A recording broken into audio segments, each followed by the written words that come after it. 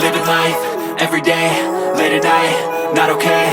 All I want, and I pray, all I need are some better days. Fuck me, I'm looking in the mirror, so foggy, but I've never seen clearer. I don't really think anyone can save me, and honestly I'm not really sure I want saving. I like to be my own worst enemy. There's no risk if you don't try at anything, so I'ma just keep buying everything. See you in the next life, have to be a better me. I don't think that my head's on straight, gotta flip it and grip it and go and get an x-ray.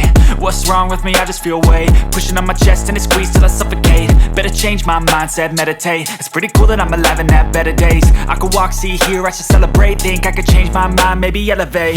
Living life, everyday, late at night, not okay.